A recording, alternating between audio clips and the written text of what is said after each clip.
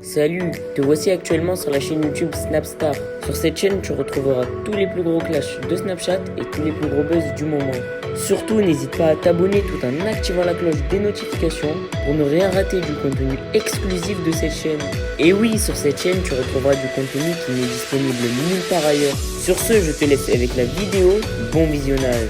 Comme vous avez pu le remarquer en regardant le titre et la miniature de cette vidéo, aujourd'hui nous allons principalement parler de Rachid et de Marc Blatta. Vous devez certainement tous les connaître, Rachid et Marc Blatta, ce sont deux blogueurs issus du milieu de la télé-réalité française. Comme vous le savez, les deux blogueurs se détestent et ils ont eu de nombreuses altercations sur les réseaux sociaux. Dans cette vidéo, Rachid est très en colère et il a décidé d'insulter et de violemment clasher Marc Blatta. En effet, il n'a pas du tout mâché ses mots parce que Marc Blatta est allé trop loin dans ses propos. Je vous laisse sans plus tarder avec tous ces clashs et n'oubliez pas que vous pouvez bénéficier d'avantages exclusifs en soutenant cette chaîne. Je disais, vous voulez savoir ce qui m'a encore plus foutu la haine? T'as vu, prétendre être musulman sur les réseaux sociaux, prêcher la bonne parole, faire le hari, c'est facile, frère, voilà, c'est facile. Mais le comportement, ça s'achète pas.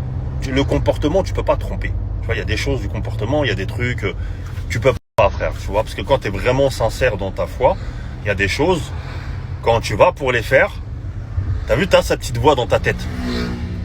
Les musulmans le savent. T'as cette petite voix dans ta tête qui te... Tu vois ce que je veux dire? C'est pour ça qu'on dit que nous, les Arabes, même les Renois, qui sont musulmans, si on n'avait pas la religion, carnage, hala da'wa, mon frère. Mais t'as des gens, cette petite voix-là, ils l'ont pas.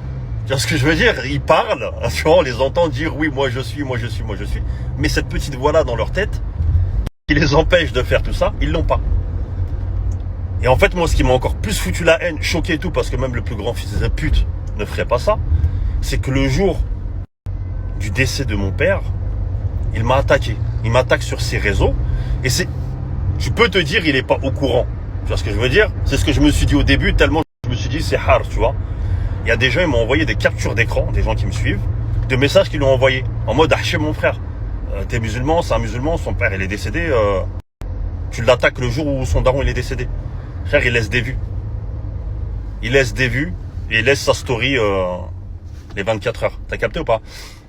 Et 24 heures plus tard, ça m'envoie un message sur Insta, enfin des messages sur Insta en mode oui, désolé, j'étais pas au courant. Si, t'étais au courant.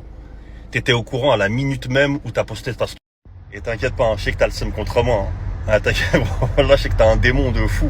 Ouais, les gens ils parlent autour de toi. Hein. T'as pas d'amis, frère, faut que tu le saches. Hein. Tout ce que tu dis aux gens, les gens ils me le reportent. Je sais que t'as le seum contre moi. De toutes les personnes qui t'ont affiché sur les réseaux sociaux, je sais que je suis celui qui t'a fait le plus de mal, frère. Parce que j'ai sorti des vrais dossiers. Et voilà que ce que j'ai sorti, c'est que 15% sur toi. Je te le dis, frère. Je te le dis et tu le sais très bien. Mais ça n'excuse pas ce que t'as fait. Ce que t'as dit, tes paroles, wallah que ça les pardonne pas. Sur terre et devant Dieu. Wallah que c'est pas pardonnable. Bon, moi je suis arrivé, je vais arrêter de vous saouler, j'ai trop raconté ma vie, c'était juste pour éclaircir tout ça, on va passer à autre chose.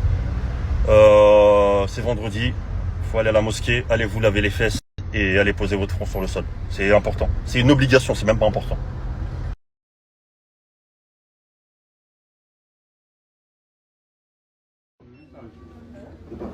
Encore en train de...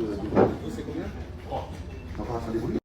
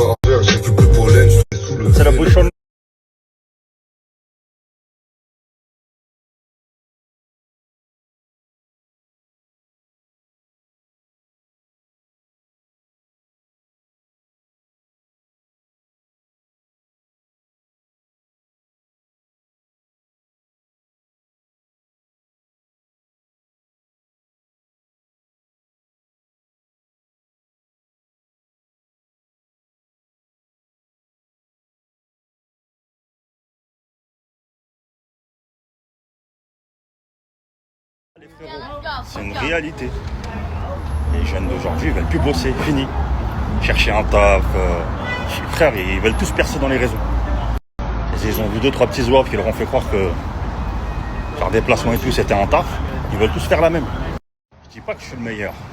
T'as vu, mais quand j'ai commencé sur les réseaux, frère, j'avais 2 sociétés. J'avais 2 sociétés, je travaillais, frère, je travaillais dur, frère. Voilà. Et c'est pas Zama, gérant de société, t'es chez toi et t'encaisses. Non, j'étais sur le terrain charbonné, frère. J'étais là, sur les réseaux, j'avais de la visibilité et tout. J'aurais pu faire des placements de produits. J'en ai pas fait. Je continue parce que j'avais un truc derrière, tu vois. Là, j'ai plus les sociétés. C'est pas parce que Zama, vous savez, j'ai jamais fait de placement de ma vie. C'est parce que je suis tombé sur un autre business qui m'a permis d'arrêter de travailler. On va dire une certaine liberté financière. Mais jamais dans ma vie, dans ma tête, je me suis fait un business plan en mode je vais faire des buzz, je vais avoir de la visibilité et je vais facturer des placements. Jamais, frère. Jamais, frère, c'est Snap, c'est pas un lieu de travail. Je sais même plus où j'ai garé la bécane. Et je suis pas en train de dire que genre les placements de produits c'est pas bien. C'est bien. Moi j'ai vu des commerces qui étaient par terre, qu'on redémarrait grâce à ça, tu vois. Mais en fait ça dépend de qui les fait. Pour moi, il faut être quelqu'un. Genre je sais pas, t'es un acteur, t'es un chanteur, t'es même un qui a fait de la télé-réalité, un humoriste, peu importe. Et t'as vu quand on me propose des placements de produits, tu sais, des fois je suis à 2 doigts de dire à la personne, eh, frérot, je suis personne. Tu veux utiliser mon image, mais quelle image, frérot? Je suis personne. Tu vois ce que je veux dire? Ok, j'ai de la visibilité sur les réseaux, et frère, ça s'arrête à là. Tu vois ce que je veux dire? Et moi, ce qui me fait peur, en fait, en acceptant les placements de produits, c'est de ne pas attendre l'espérance de ses attentes. Tu vois ce que je veux dire? Parce qu'il y a des gens, bah, ils font des 10 000, 15 000, 20 000 vues, ils font des placements. C'est réalité, hein. Wallah, ils facturent des placements. Genre, ouais, j'ai de la support, j'ai truc et tout. Mais ils ramènent rien, c'est de la merde, hein. T'as vu, c'est... T'as plein d'influenceurs comme ça. Parce que faire 15 000, 20 000 vues, c'est donné à tout le monde, frère. C'est pas un truc de fou, c'est de la merde. Et t'en as plein des comme ça, mais ils facturent ça. Genre, ouais, on donne de la sephore et tout, mais pas de sephore. Non, t'essaies de gratter 300 balles. Et au final, la personne, elle en a même pas pour son oseille. Moi, des plaintes, j'en reçois. De gens, frère, voilà, j'ai même pas envie de dire les blagues parce que, voilà, vous allez être choqués. En fait, les réseaux, c'est bien.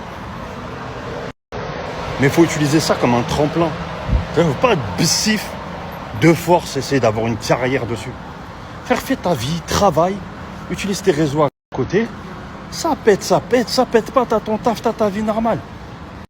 Et t'as vu, si ce que t'apportes est intéressant, tu vas percer. Ça sert à rien d'aller sucer à droite, à gauche, d'espérer avoir des repartages, des trucs et tout.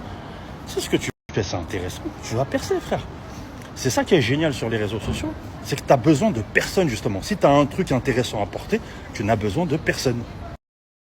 Trouve-toi un thème, je sais pas, peu importe. Tu as vu le voyage, le lifestyle, le sport, les montres. Tu vois, trouve-toi un truc qui va faire que les gens vont te suivre et tu verras que petit à petit, ça va venir sans forcer, sans demander l'aide de personne ni rien. Tu vois ce que je veux dire? Ça sert à rien de rentrer dans des... Des fois, je vois des gens, ils se connaissent, ils se clashent pour des vues, tu vois. Tu les vois limite, ils ont la haine entre eux, alors qu'ils se sont jamais vus, frère. Ou pas? Une fois que ce clash-là, il est fini, c'est quoi la suite? T'as quoi à proposer aux gens qui te suivent? C'est-à-dire, ça fait que des pump and up. Quand t'es en guerre, les gens ils te suivent. Quand t'es pas en guerre, plus personne te calcule parce que t'es pas intéressant. Enfin bref, moi je vous laisse. J'ai retrouvé ma mobilette, on va mettre le casque, ma gueule. Salam la bif. Bien ou quoi la famille? Tranquillou, j'espère que vous allez bien, que vous avez bien dormi. Moi j'ai dormi comme un boys band. Pourquoi un boys band? Parce qu'hier j'ai rêvé que j'étais un boys band. Mais c'était un peu chelou parce que j'avais la coupe à mon oncle et une dent en or avec une chumma. Donc à mon avis je devais être sur scène à Batna ou à Oran. Mais j'ai rêvé que j'étais un boys band. C'est mon rêve d'hier. Alors certains diront, qu'est-ce qu'on en a à foutre que t'as rêvé que t'étais boys band au Bled hier. Mais franchement, c'était un rêve sympa, je voulais vous le raconter. Mon prénom, c'était Touami. Je m'appelais Touami. J'avais une bonne pecou bien gonflée. Franchement, j'étais bien. Le mieux, c'est que je vous interprète mon rêve. Vous allez peut-être mieux comprendre. Merci à toi d'avoir visionné cette vidéo et surtout n'hésite pas à liker la vidéo et à nous donner ton avis dans l'espace commentaire. Sur ce, on se retrouve dans une prochaine vidéo. Peace.